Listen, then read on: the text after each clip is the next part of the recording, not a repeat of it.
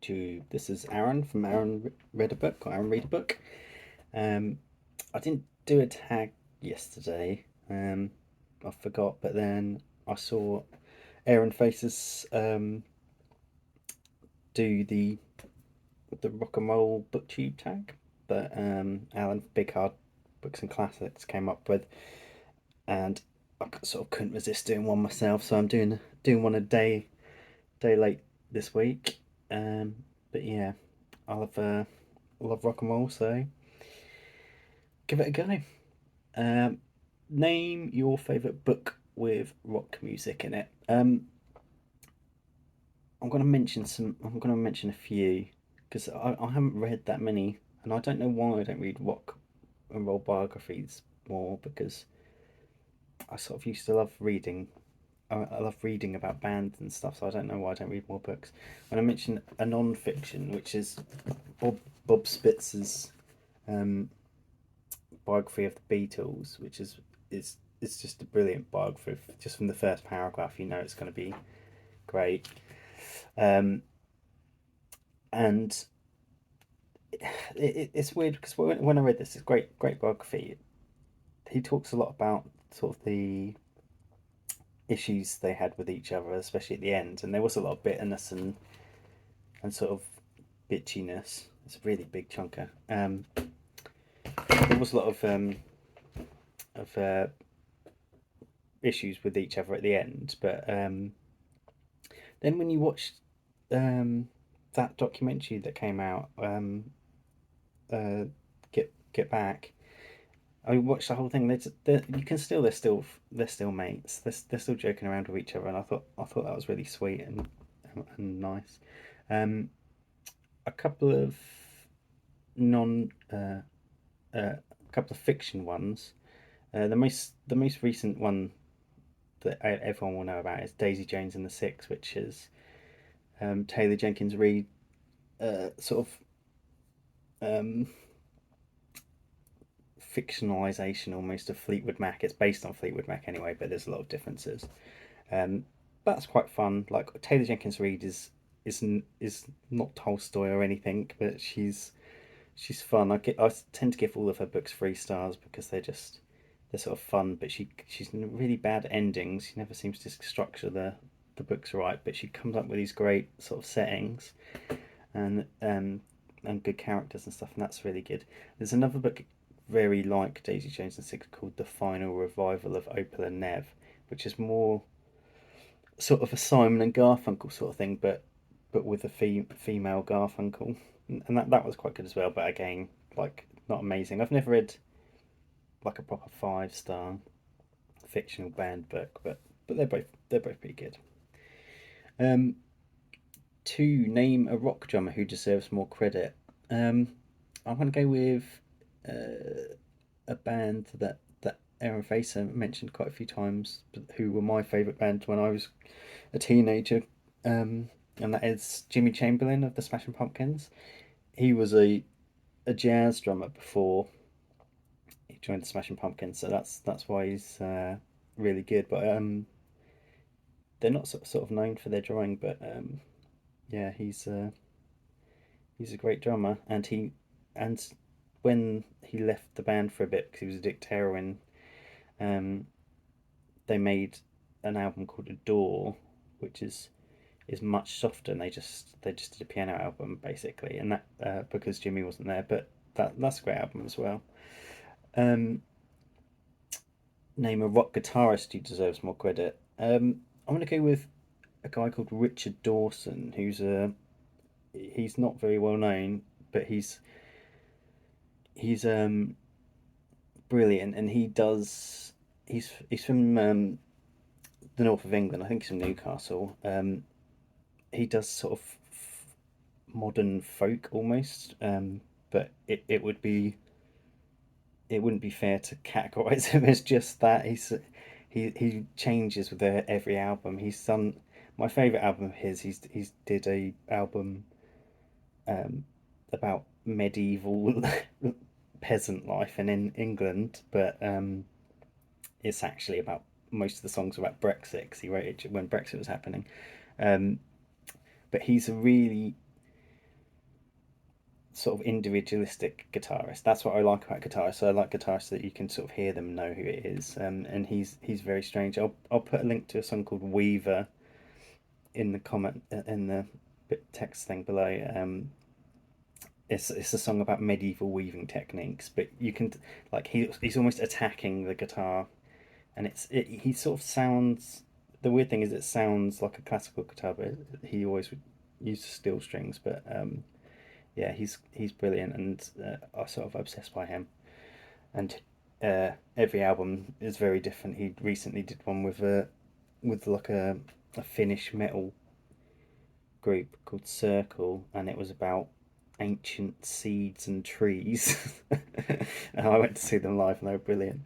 Um, what is your favourite song? My favourite song is "Love Letter," probably by Nick Cave and the Bad Seeds.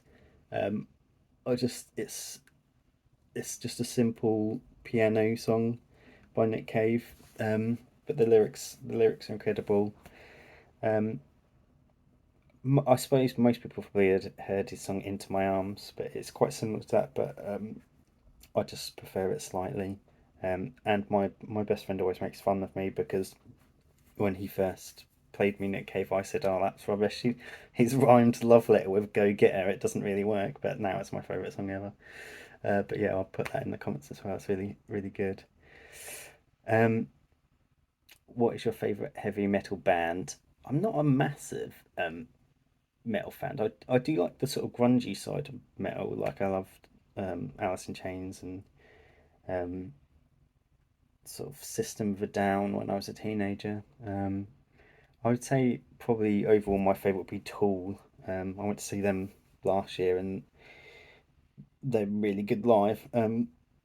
Their drummer is actually amazing. Danny Carey. He's the strangest drummer I've ever seen. He plays multiple time signatures on each hand. It's mental. Uh, but yeah, they have a song called Lateralis, which I loved, and when I was a kid, I got my mum to buy me the album for Christmas. And if you see the album, it's like see-through plastic, and you peel it, and there's sort of it's a human body, and you can peel layers off of it. It's horrendous. I can't believe I got my nan to get it for me. But yeah, they've got the song called Lateralis on there that is done in the Fibonacci sequence, and they're sort of they've got quite a lot of mathematical stuff, and they're obsessed by spirals, and the Fibonacci sequence sort of describes a spiral, but the lyrics are in like three, three, four, five, and the time signatures change as well, all the way through the song in and out of the Fibonacci sequence. It's crazy. I'll put that down below as well. Um, what is your favourite rock song that gets you going? Um, I love like before going out to listen to the Rap by the Walkmen, which is sort of a favourite of my friendship group when we were teenagers. But it's just got one of the greatest intros of any rock song. Um, just starting off with the drums and then the guitar coming in, and then the way the singer, I can't remember his name, Hamilton thingy. I forgot his name. The singer, he's just absolutely hollering the lyrics at the straining at the edge of his voice, and I love that. But yeah, that's just a great get going song. What was your first concert and what was the year? Um, I think my first concert was in my local arts centre, which was a band called The 100 Reasons, who were like they were a sort of indie rock band that I think they broke up pretty soon. But I remember the singer had a big floppy hair, and I saw them like 7 times or something before they broke up. No, they were pretty good, and they were supported. I remember they had a secret support, and then everyone got really excited about the support act, who were a band I didn't know at the time, were called A, who were like a poppy punk sort of band who had a hit a few years later with a song called Nothing. Um, and I quite got into them after. I was been 14, so what was it, maybe 13, I think. So that would have been around year 2000, maybe 2001, maybe.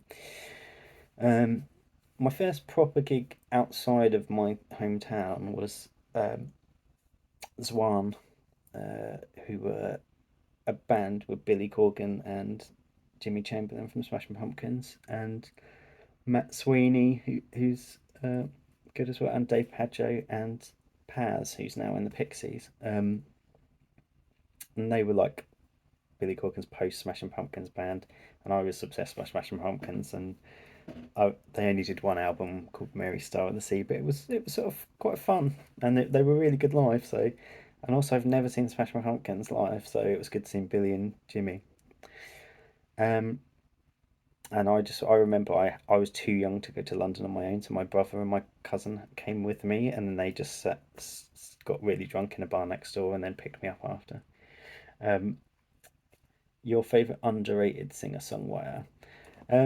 He's getting a bit more credit these days because there's a lots of young singers like Phoebe Bridgers who shout his name out a lot. But my favourite singer songwriter ever is Elliott Smith, um, and he just seemed to go a long time with no one really knowing who he is.